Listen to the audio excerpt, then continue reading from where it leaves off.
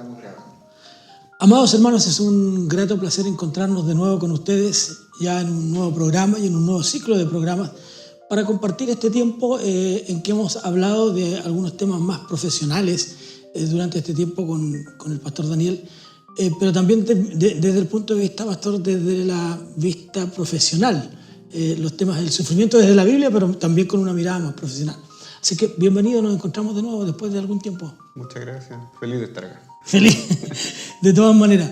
Bueno, hoy día, este tiempo vamos a hablar de cómo somos capaces de compartir el trabajo de unos con otros. A veces en la iglesia nos encontramos y en la obra en general, de pronto con algunos llaneros solitarios, les llamaría yo, y que incluso algunos piensan que son más capaces que otros y por esa razón se sienten más grandes, digamos. Pero en la Biblia el primer principio que uno encuentra, o uno de los principios que encontramos, es el de Eclesiastés, cuando dice que son mejores dos que uno, que generalmente lo asociamos en el tema de la relación de pareja, claro, de amigos, pero yo creo que en el ministerio también.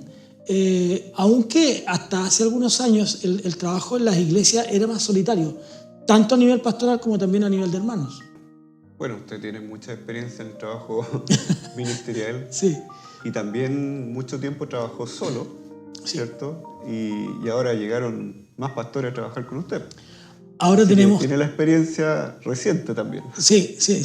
Yo creo que uno, 30 y tantos años, casi 40 años trabajando en un pastorado único, digamos, sin otros pastores, con otros ayudantes dentro del ministerio.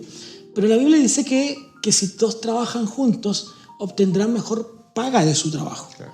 Y por lo tanto, en la iglesia ocurre exactamente lo mismo. Si una hermana visita sola, no es exactamente lo mismo. Si un hermano visita solo, si un hermano está en una clase de escuela dominical solo, siempre la ayuda de otro o el compañerismo con otro va a ayudar a fructificar la tarea. Bueno, y también es el principio del cuerpo de la iglesia. Estamos llamados a trabajar como hermanos juntos, ¿cierto? Sí, claro. El propósito que tenga la iglesia. Y ahí tenemos que tener cuidado también un poco con el que el trabajar juntos signifique mirarnos a un mismo nivel y que en la iglesia, o como ocurría en lo que vamos a hablar hoy día, que la iglesia tiende a abanderarse, por decirlo de una manera en chileno, ¿no es cierto?, con uno o con otro, o con unos y con otros, como ocurrió en la iglesia de Corinto con el apóstol Pablo, cuando uno dice yo soy de Apolo, yo soy de este, yo soy del otro. No es la intención de quienes estaban al frente, sino la gente empieza a tener una identificación con uno o con otro y eso puede llevar a una confusión y a un problema. Pero vamos a hablar durante este tiempo, queridos amigos y hermanos, de cómo logramos trabajar en conjunto con otros y cómo hacemos del ministerio no solo pastoral, sino el ministerio. Cuando hablamos de ministerio estamos hablando del ministerio de la iglesia, no estamos hablando del ministerio de los pastores, porque el pastor cumple una tarea dentro del ministerio de la iglesia. Por lo tanto, cuando lo planteamos así, lo hablamos como ministerio, lo planteamos desde esa perspectiva. Especialmente del trabajo de los líderes, ¿cierto? Pero también el trabajo día a día con la congregación. ¿Ya? Hay que pensar que en la iglesia, como todo grupo humano, van a haber conflictos. ¿Sí? Y de hecho la Biblia es un libro de conflictos también. Entonces, estos conflictos se producen en el trabajo del día a día y vamos a revisar un poco qué manera, ¿cierto?, hay de llevarlo y de solucionarlo. Bueno, comencemos con dos de ellos, dos grandes amigos que tuvieron su problema también. En un momento determinado vamos a hablar de eso, que tuvieron su inconveniente, su mirada distinta.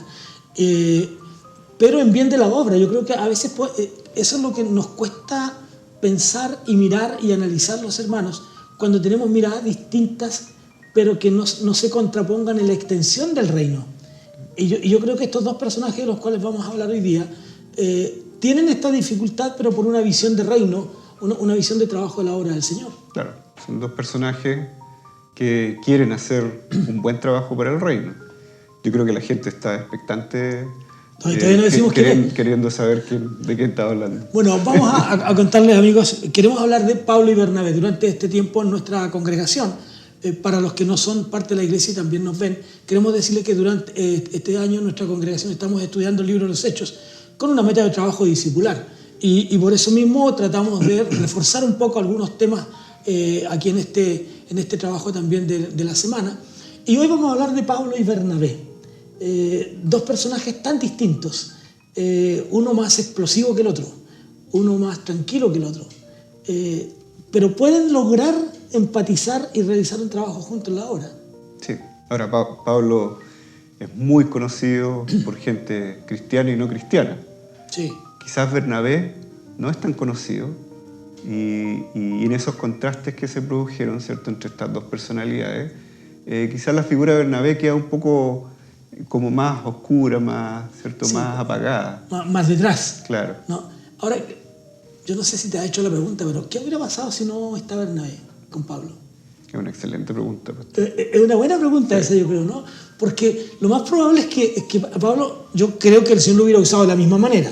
Sin embargo, el tránsito podría haber sido más difícil, porque Bernabé lo que hace es acompañarlo en este tránsito de ingreso en la iglesia y de presentación. Claro. Pablo, los hermanos no lo querían, le tenían miedo, no le creían, entonces ni lo querían, ni tenían miedo, sí, no le creían, o sea, pensaron que todo esto que él estaba hablando era una simple artimaña nomás. Sí. Ellos decían que los apóstoles le tenían, que en griego sería efobounto, que viene de fobia. Ajá, le tenían fobia, o sea, le tenían un miedo mantenido, persistente, ¿cierto? Un miedo que no se acababa con nada. Entonces, cuando fueron a presentar, cuando Pablo llegó al frente de los apóstoles, no querían verlo. Claro, y no quieren saber mucho de él porque varias personas habían sido encarceladas por causa del trabajo de Saulo de Tarso. Claro. ¿No? Entonces, él estuvo presente, por ejemplo, en la muerte de Esteban. Claro, la Biblia no es tajante en decir que era este Saulo, pero es muy difícil que haya sido otro. Muy difícil. Cuando dice que llevaron las ropas a los pies de un joven llamado Saulo. Ahora, pero Saulo llega a la iglesia y la iglesia no lo recibe. No le cree. Es difícil. Sí. Y es muy, a veces es parecido al contexto actual, ¿cierto? Sí. Hay gente que llega a la iglesia con muy malos antecedentes, entre comillas, ¿cierto? Que quizá una historia difícil y las personas, incluso de la iglesia, a veces no los queremos recibir. Claro, y a veces pasa también con los pastores cuando van de una congregación a otra, los hermanos los invitan para llegar a una iglesia y se forma esta expectativa. Algunos que dicen, no, especialmente los que lo conocen, dirán, sí, no, es una buena persona, un buen pastor, y otros dirán, ¿será tan así? ¿Por qué se ha cambiado tanto? Claro, porque se viene de la otra iglesia. Entonces, y con los líderes también, cuando un líder siente que a lo mejor va a otra congregación para ser de mayor bendición todavía que lo que ha sido la congregación propia, también ocurre eso. ¿Cuál es el pasado? ¿Qué es lo que ocurre? Tenemos la tendencia los seres humanos a eso. Sí, tenemos la tendencia a dudar de lo desconocido, de tenerle miedo a lo desconocido también. Uh-huh. Entonces, aquí estamos hablando de Pablo que estaba iniciándose en el ministerio. Uh-huh. Por lo tanto, era un desconocido y solo recibió, en este caso, el apoyo de Bernabé. Claro. Y esto parte, entrando ya en el tema, esto parte en el libro de los Hechos, en el capítulo 9, aproximo, ¿cierto? Parte allí con Esteban sirve de abogado, sirve de presentador, sirve de aval. Sí. Eso, aval, una palabra que hoy día le tenemos miedo. Bernabé. Perdón, Bernabé. Sí. Bernabé, gracias. Bernabé sirve de aval a Saulo de Tarso. Yo digo una palabra que hoy día le tenemos miedo, es difícil ser aval de alguien. Pero Bernabé se presenta como ese aval. Sí. Y por mí, créanle, no es fácil eso. Es como, claro, yo pongo, ¿cierto? Pongo la ficha, pongo mi ficha, pongo mi vida, pongo mi prestigio. Claro. De alguna manera. Entonces, es aventurarse también. Sí. Ahora, es bonito pensar que en Hechos 4, cuando presentan recién a Bernabé, y la Biblia dice, bueno, Bernabé dice hijo de consolación. Ahora, ¿qué es lo interesante de esto? Que Bernabé en realidad lo que significa es hijo de profecía.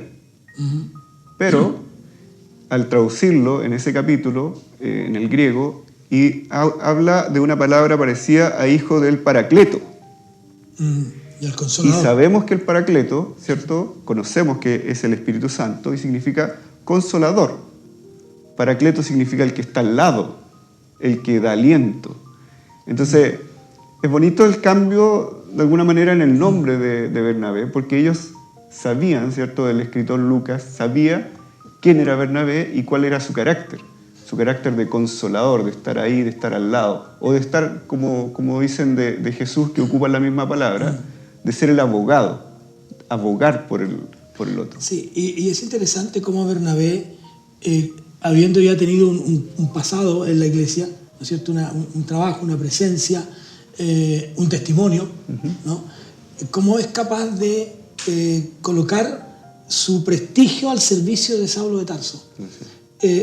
Yo no sé, no dice la Biblia, pero es muy probable que Bernabé haya tenido, no sé, algún tipo de encuentro, de cercanía con el Señor para que le dijera, como el ángel que se le aparece a José para que le diga, recibe a María como tu mujer, no tengas problema. Claro. Porque Saulo necesitaba esa presentación. Algo así como recibe a Pablo. Recíbelo, apóyalo, respáldalo, acompáñalo, porque lo acompaña, está con él, no solo para respaldarlo y decir, escúchenlo, sino aquí estoy yo también. Sí, uno podría como elucubrar esa teoría, pero sabemos que el carácter de Bernabé, lleno del Espíritu Santo, ¿cierto? Porque Hechos, recuerden que habla de las obras del Espíritu Santo y de Jesús. Entonces, Sí.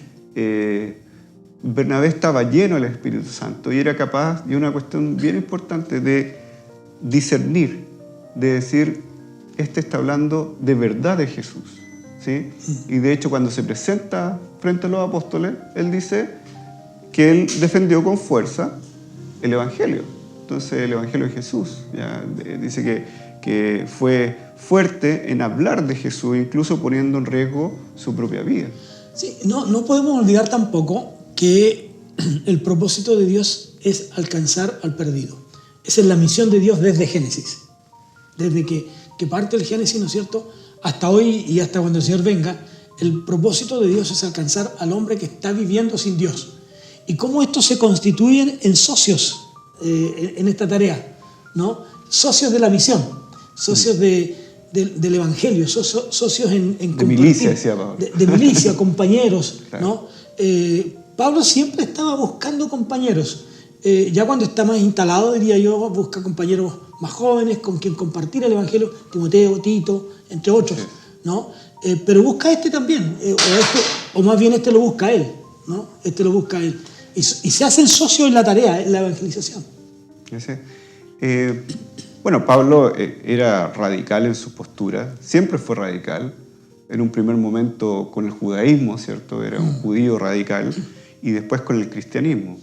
Ahora, quizás lo bonito y un poco más adelante, que Pablo fue también humilde en el sentido de buscar gente, ¿cierto?, para el ministerio. ¿Ya? Él no tenía naturalmente la personalidad de una búsqueda de compañeros, porque él es un hombre que probablemente trabajaba solo, ¿cierto? Era fuerte en lo que decía, era muy claro, pero fue capaz de buscar compañeros de milicia. Es importante eso. Y fíjate que cuando uno llega al capítulo 11 de Hechos, se encuentra con que hay problemas en la iglesia en Antioquía. ¿Qué iglesia no tiene problemas? Digo yo, ¿no? Pero había un problema en Antioquía e invitan a este muchacho y él lleva a Saulo. Sí. Lo invita, vamos allá. Sí. Allá somos necesarios. Esa visión de alcanzar con el Evangelio hacia otros lugares, esa visión misionera de Esteban, que también es parte de su vida. De Bernabé. Bernabé, dale con Esteban. De Bernabé. De este Bernabé que cumple esa tarea de invitar a Saulo, lo lleva hasta Antioquía y se instalan en una iglesia que al poco andar se les hace cómoda. Sí. En un pastoreo cómodo, diría yo, muy, muy cómodo y muy fructífero.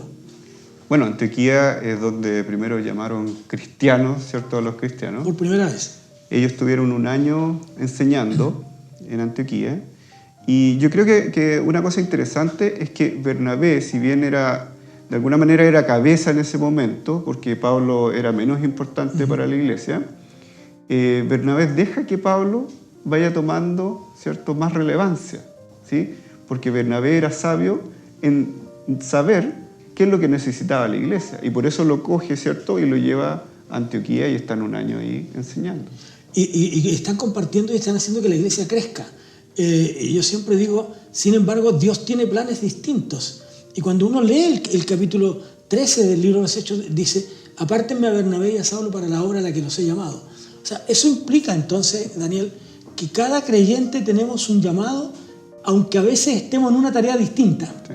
Pero el llamado sigue siendo, Dios sigue teniendo en su mente el propósito para el cual nos llamó. Yo puedo estar cumpliendo otra función, puede estarme yendo bien en esa función, pero no es la tarea a la que Dios me llamó. Y eso ocurre en la iglesia. Claro, y la relevancia que tiene el Espíritu Santo en lo que va a ser la iglesia. O sea, sí, claro. Aquí el Espíritu es el que dice, apártenme a Pablo y Bernabé. Habían varios, ¿cierto?, que enseñaban, decía, en Antioquía había muchos maestros. Habían maestros, ¿sí?, y de todo. Pero la Biblia dice que Dios dice, apártenme a Saulo y a Bernabé. Entonces es un propósito específico para ellos. Y hay también una sensibilidad de la iglesia en poder obedecer a la voz del Espíritu. No nos dice el texto de Hechos 13 cómo fue, sino que dice, dijo el Espíritu Santo. Sí. No sabemos si lo dijo a través de una persona, si escucharon una voz desde el cielo, que bien podría haber sido. No nos dice, simplemente el capítulo 13 del libro de los Hechos dice, dijo el Espíritu Santo, apartadme a Bernabé y a Saulo para la obra a la que los he llamado. Entonces, a eso yo le llamo a veces estar santamente equivocado. Podemos estar en otro ministerio que no es el que el Señor nos llamó. Y eso puede no dar todos los frutos que Dios espera, porque cuando uno ve ahí lo que ocurre con Saulo de Tarso, cambiado su nombre a Pablo, hay un cambio extraordinario y Dios lo usa de una manera grandiosa también. Y lo otro es que en un tiempo corto. En un tiempo muy breve. O sea, uno habla, estuvieron un año enseñando, pero eso para nosotros es un tiempo cortísimo, sí. Un año pasa volando. Y las diferentes misiones que fueron, ¿cierto?, mandados ellos, ¿cierto? Fueron a enseñar, después fueron en sus viajes, ¿cierto? Acuérdense que Pablo tuvo hasta 4 viajes misioneros. Entonces, hasta un cuarto. Hasta un cuarto, sí. Sí. Un cuarto no tan claro como cuarto viaje misionero. No tan descrito. Sí, no tan claro como cuarto viaje misionero, pero sí como mandado por el Señor para hacer tal o cual cosa. Pero podríamos pensar, Daniel, que Bernabé se constituye en un mentor de Pablo, de este Saulo incipiente todavía, con muchos ripios en el camino, con muchas... Yo creo que Saulo debe haber tenido todavía muchas dudas en su cabeza. Y de esa manera Bernabé se constituye en su mentor, en aquel que lo lleva, lo va colocando delante en algunas cosas, lo va retirando en otras, no está de acuerdo con él en algún momento, pero comparten la visión del reino y la misión. Sí, yo pienso que en la iglesia cristiana, ¿cierto?, y como líderes, nosotros debemos ser mentores también y debemos recibir mentoría. La mentoría es como un término bien moderno. Sí. Pero de alguna manera necesitamos no solo tener instrucción, necesitamos la parte emocional, la parte espiritual, y exactamente, ser acompañado, ¿cierto?, ser querido, ¿cierto?, ser abrazado a veces, llorar juntos, tantas cosas que uno no... De repente cuando habla de mentoría dice, es solo la instrucción, es solo la enseñanza de cosas como escritas, ¿cierto? Pero la mentoría incluye esto que hizo Bernabé, de ser un consolador, ¿cierto?, de ser un aliento para Pablo, de a veces tener incluso diferencias y poder resolverlas en el camino. Yo creo que Pablo y Bernabé no fue la única diferencia la que tuvieron con respecto a Marcos, ¿cierto? Es muy probable que hayan otras que no están escritas. Entonces, el apoyo que nosotros debemos dar también a los otros líderes, ¿cierto?, es fundamental. Sí, y ahora uno podría decir que cuando hablamos de Antioquía, podríamos hablar y decir desde Antioquía al mundo, ¿no? De ahí un salto hacia otros lugares, hacia otras ciudades, hacia otros mundos desconocidos para ellos en muchos aspectos todavía. Pero desde ahí, y sin embargo, ya en el capítulo 15 el libro de los Hechos nos presenta la primera crisis. El primer momento en que ellos disienten el uno con el otro, no están de acuerdo. Pero eso no significa que no sean compañeros de trabajo. Yo creo que eso es lo que nos ocurre hoy día, que a veces el disentir nos hace ver como enemigos o como contrarios.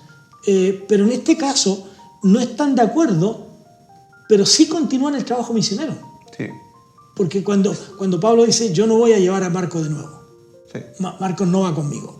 ¿Y por qué no va conmigo? Bueno, porque en el primer viaje nos abandonó, no quiso estar y nos dejó, pero Bernabé dice, sí, pero ahí todavía, ahí está otra vez el hombre que es mentor, el hombre que tal vez tiene una visión más amplia. A lo mejor Pablo, si bien es cierto, como tú decías, es un poco de invitar a otros, pero no invitar a otros, pero no tanto. Sí. Ahora, es más solitario. Estamos hablando del conflicto que tuvo Pablo con Bernabé, ¿cierto? A causa de que Juan Marcos, en el viaje, ¿cierto?, en Perge se devolvió. En el lado donde estaba Panfilia, quiso volver. Entonces ellos tuvieron una discusión ahí, una diferencia entre si es que querían o no que él siguiera, ¿cierto?, que volviera a trabajar con ellos. Y ahí tuvieron una diferencia, un poco más adelante. Ahora, lo que yo creo y destaco un poco en esta situación es primero que tanto Pablo como Bernabé no abandonaron el ministerio. Exacto. Siguieron trabajando, pese a la diferencia, porque si uno lo pone en el contexto actual, ¿cuántas veces uno ha escuchado de gente que dice, oh, no me gusta esa iglesia porque tuvieron este problema, entonces no voy a la iglesia y se quedan en la casa? ¿Cierto? Líderes que uno ve que han liderado la iglesia y que después abandonan el liderazgo por lo mismo. Entonces, una virtud de ellos dos es que siguieron trabajando. Y lo segundo, que a mí me parece muy interesante, es cómo el Espíritu Santo ocupa las disensiones para hacer crecer su iglesia. ¿Sí? O sea, dentro de esta dificultad que ellos tuvieron, el Espíritu Santo tenía un propósito. De todas maneras. Que probablemente ellos no conocían. O a veces, o siempre, Dios sabe más de nosotros que nadie, ¿no? Él sabe lo que viene después. Él usa nuestras diferencias, ¿no? Sí. Como diría Romanos 8:28, a los que aman a Dios todas las cosas les ayudan a bien. Y esto que podría haber sido una gran crisis, un gran conflicto de caracteres incluso. Y aquí se ve también el carácter distinto de Pablo y Bernabé, ¿no? Uno que dice, no va conmigo y no va y no lo saca nadie de ahí. Y el otro dice, bueno, yo voy a llevarlo. Claro. Voy a hacer el trabajo que hice contigo, de alguna manera, ¿no? No se lo lanza de esa manera, pero Dios lo usa esto para que el Evangelio se extienda. No nos dice más la Biblia qué pasó con Bernabé y Marcos de ahí para adelante. Solo sabemos el resultado. Claro, pero no nos dice lo que pasa, hacia dónde se fueron, qué camino tomaron, cuánta gente se convirtió, claro, en qué lugares estuvieron, qué iglesias pastorearon. No nos da esas luces. Nos habla de Pablo por su trabajo misionero. Sí.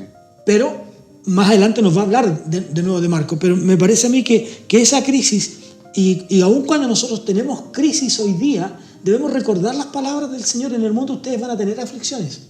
En el mundo van a tener crisis, pero confíen, confíen porque yo también las tuve, sí, ¿no? Yo también tuve crisis, yo también tuve momentos difíciles, yo también fui abandonado, yo también fui vituperado, yo también, a mí tampoco me creían en algunos lugares, en mi tierra no me recibieron. Jesús dice, a mí también me pasó eso, sí, pero yo vencí eso y ustedes pueden hacerlo también.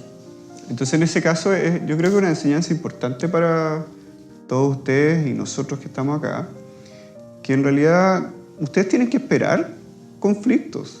Sí. No los tienen que desear, tienen que esperar no conflictos. Pedirlos. Claro. Van a haber conflictos, ¿sí? Cuando uno predica el Evangelio, cuando habla de Jesús, ¿cierto? Si al Maestro lo crucificaron, ¿por qué a nosotros no nos van a hacer menos, ¿cierto? Nosotros vamos a sufrir y vamos a tener conflicto. Y vamos a tener conflictos dentro de la iglesia también. Pero ¿qué es lo que aprendemos? Uno es que tenemos que seguir hacia la meta. Sí. Y segundo, tenemos que trabajar para que estos conflictos glorifiquen a Dios. Y para eso el Espíritu Santo está obrando permanentemente. Aparte de las enseñanzas que hemos ido sacando de este capítulo o de esta vida de estos dos hombres de Dios, hay también un legado, hay también un resultado en el tiempo. Cómo esta relación nos deja a nosotros instrucciones. Por ejemplo, Cuando uno lee Primera de Corintios, Pablo menciona a Bernabé con mucho respeto, incluso dice, él merece ser sustentado por la iglesia, él merece que la iglesia lo dignifique, ¿no? Cosa que no siempre la iglesia está dispuesta a hacer, dignificar el trabajo, el quehacer de otro. En este caso Pablo lo ve de esa manera. Y luego, y luego después, ocurriendo con Marcos, Pablo dice, tráiganme a Marcos. O sea, reaparece Marcos en la escena, este que lo había abandonado, este que creó una crisis, pero que no abandonó la fe, porque Marcos también pudo haber abandonado la fe como causa de eso. Porque cuando a mí me rechazan, cuando a mí, por alguna razón, alguien me rechaza, pudiera ser que yo reaccione al revés. Pero qué bueno y creo que en la iglesia, muchos de ustedes y muchos de nosotros, debiéramos ser como Bernabé, debiéramos ser motivadores en lugar de desanimadores. A veces ocurre que, hermano, es verdad, usted tiene razón, no, aquí no lo quieren. O sea, es poco motivante eso. ¿Qué es lo que hace Bernabé? Es al revés. Dice, no te preocupes, tenemos mucho trabajo por hacer. Sigamos, en lugar de ir los 4 por este lado, los 3, vamos nosotros por acá. Y Pablo se va con Silas.